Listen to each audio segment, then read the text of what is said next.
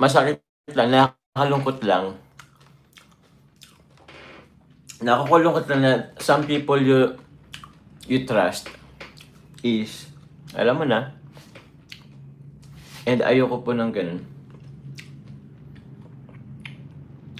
Okay lang na kahit bumaba lang okay lang po kahit bumaba ang viewers ko, basta yung andyan is sumusuporta po sa akin genuinely. Weird.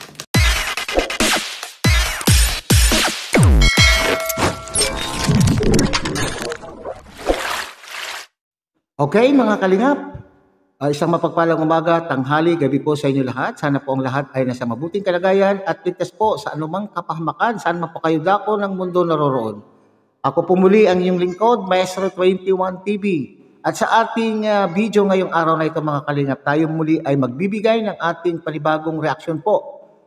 Tungkol nga po dito sa sinasabing issue na naman po kay Kalingap Jomar o kay Papa John, at sana po ay matatapos na ang isyung ito mga kalingap, dahil po ay nagsalita na po. Sa wakas ay nagsalita na po si Papa Jones tungkol po dito, at ito nga po ay yung tungkol po sa isang taga-suporta.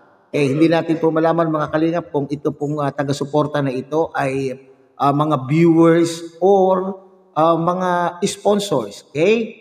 So, nandyan po yung, dyan po umiikot ang ating video ngayong araw na ito. At dyan po sinasabi din po mga kalingap na ang tunay na kaibigan ay hindi na susukat sa bilang po o sa dami po ng ating tinatawag na kaibigan, kundi na nasusukat po ang tunay na kaibigan doon sa tunay na mga pagmamahal, suporta po na ibinibigay po nila. So, yan po ang ating paksa ngayong araw na ito mga kalingap. Pero bago po yan, tayo muna po ay magbibigay po guys sa ama at founder po ng Kalingap, Kuya Val Santos Matubang. At tangkilikin po natin Ate Edna Vlog, Kalingap Rob, Kalingap Dan, Kuya Brooks Vlog.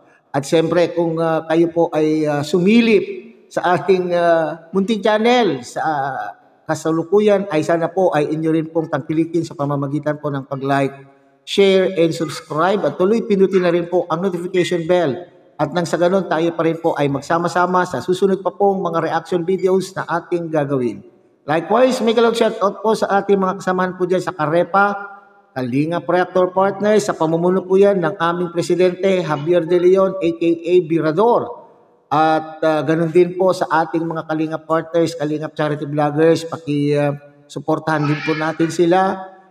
Lalo-lalo na nga po itong mga kasamahan po natin na nandyan po sa iba't ibang Kalingap landing pad dito po sa ating bansa. Likewise, may kalog shoutout sa inyong lahat, mga Kalingap subscribers, solid supporters, and generous sponsors. At ganun din po sa ating mga kapatid po dyan sa Team Siomay ng Kalahi Community at ng buong Kalahi Community. Okay, so bago po tayo magpatuloy mga Kalingap, ay sabay-sabay natin panoorin ang isang maikling video clip po na atin pong kinuha po kay Papa Jones sa kanyang pong live noong linggo. Okay, so panoorin natin mga Kalingap. Ang daming mga issue po mga Kalingap. Sabi nga sa akin, mula daw basta wag na lang. Ayoko nang mag-ano. Ayun po mga Kalingap, thankful po ako sa mga suporta po sa akin mula noon hanggang ngayon. Kung mga may changes man, siguro marami tayong wala. Ay. Actually, ang hirap din talaga. Siyempre, nag-iba-iba yung tao. Masakit lang, nakakalungkot lang. Nakakalungkot lang na some people you trust is, alam mo na, and ayoko po ng ganun.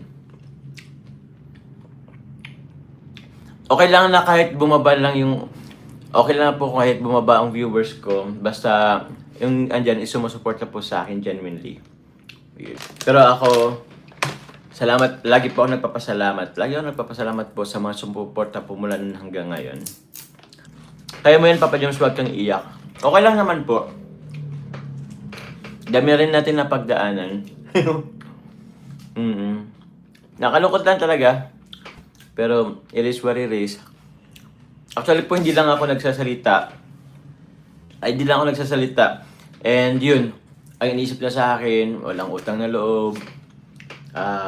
Basta, mga ganyan. Ang taas na lang sa sarili. Walang utang na loob. Ano pa ba?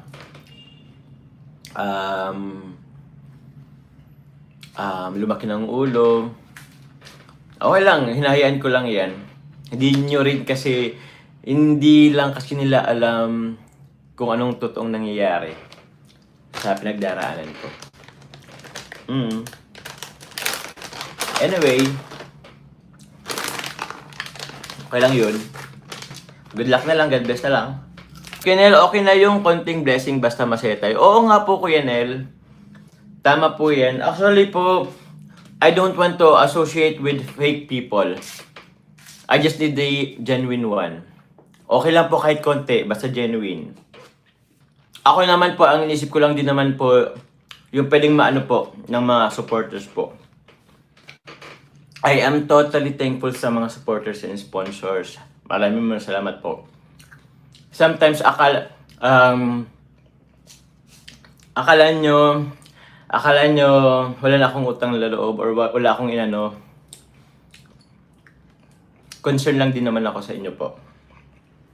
Concern lang din naman ako sa mga sponsor supporters. Opo, kaya yan. Opo. Although kahit nagmumukha na akong masama, pero concern lang din naman ako sa inyo po. Tandaan nyo po yan. Strong po tayo. Nako. Nawalan tayo ng tatay. Yun ang pinakamasakit syempre. Pero mayroon pa naman akong mga mama. May pamilya pa naman ako. Strong po tayo. Wala nang masasakit pa pag nawalan ng mahal sa buhay. Kaya natin to. Matatag tayo mga bro. So yan na mga kalingap, sa tono po ng pananalita po ni Papa Joms ay nalulungkot, nasasaktan, at kasi po mahirap pong tanggapin mga kalingap o mga kaibigan ang katotohanan na minsan yun pong pinagkakatiwalaan po natin ay siyang malalaman natin na sila po ang gumagawa ng ikababagsak po natin. Okay. Sila po yung nagkukwento o sila po ang gumagawa ng kwento upang tayo po ay mapasama. Ito po yung nararamdaman siguro po ni Papa Joms. Hindi po ba mga kalingap? At dito sinabi po niya na parabagang itong mga supporters, ano kaya itong mga supporters na itong mga kalingap? Yung lang bang itong mga supporter ba na ito ay yun ba yung mga viewers lamang o ito yung generally ay pag sinabi mong supporter, hindi lamang po itong yung mga tagapanood, kundi ito na rin po yung mga sponsor. So may nabanggit po dyan po si Papa Joms pareho po yata ang tinutukoy po ni Papa Joms dito, itong mga nanonood, mga viewers at mga sponsor. Okay, so masama ang pakiramdam o masama po ang loob ni Papa Joms sa tono po ng kanyang pananalita sapagkat yung mga inaakala po niyang mga solid, puno, di ba? Ang mga solid puno ng mga sinasabi nilang, ay dito lang po kami kalingap, Papa Joms, nakasuporta po sa iyo. Ay sila pa po yung kumbaga ay sila po yung kumakalaban o sila pa po yung mga gumagawa ng pamamaraan o sila pa po yung mga maraming sinasabing mga negatibo upang mapabagsak ang isang Papa Joms. Ganon din po sa mga sponsors, inaakala po niya na itong mga sponsor ay talaga naman pong solido o solid or na talagang pagka sila po ay tumulong, hindi na po nila iniisip kung ano po ang kung saan napunta ang kanila pong itinulong, pero sa pananalita po ni Papa Joms ay para bagang may mga sponsor yata para sa akin mga pagkaintindi sa kanya pong sinabi ay parang may mga sponsor na parang hindi naman binabawi pero parang nagdadalawang isip sa kanila pong ibinigay po na tulong po kay Papa Joms, hindi po ba? Yung para bagang pinagsisisihan po, itong sponsor ay parang nagsisisi sa mga tulong na ibinigay po nila. Kasi sinabi po dyan ni Papa Joms, ano po yung sinabi po ni Papa Joms dyan tungkol dyan? Na para bagang sinasabi parang nagsisisi sila na sila po ay nakatulong, na sinasabing si Papa Joms ay walang utang na loob, masama ang ugali. Kaya ano bang ini-expect kayan itong mga tumulong na ito? Tumulong ba sila nang dahil gusto po nila talagang tumulong o nasa puso nila po yung pagtulong, or tumulong sila dahil nag-e-expect sila ng something in return?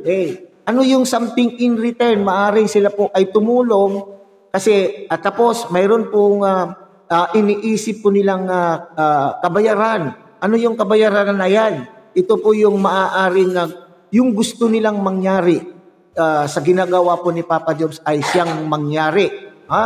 Yung kumbaga para sa akin analysis, sa aking pagkakaintindi mga kalingap, ay parang gusto nilang hawakan sa lieg itong si Papa Joms.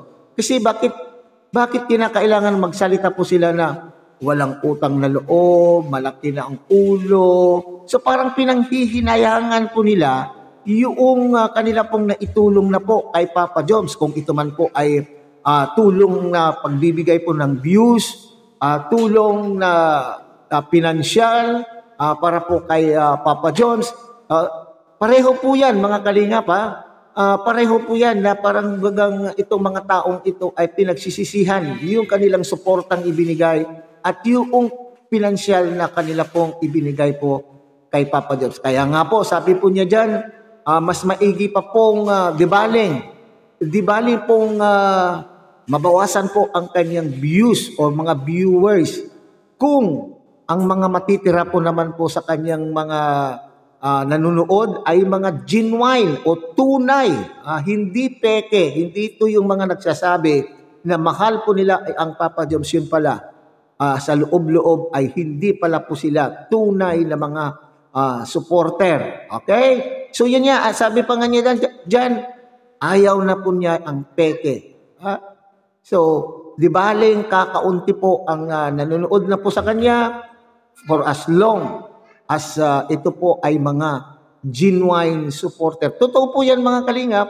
Mahirap po tayo yung, kaya nga sinabi ko doon sa bungad po natin na ang kaibigan ay hindi ang tunay na kaibigan ay hindi nasusukat sa bilang nito, kundi sa quality.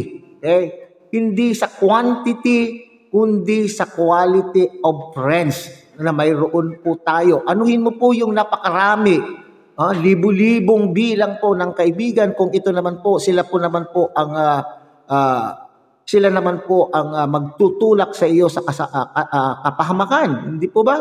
Di baling 2 o 3 lamang po yung kaibigan mo, pero sa kagipitan ay nandyan po sila upang damayan ka, nandyan po sila para ikaw ay i-cheer up kapag ikaw ay down na down.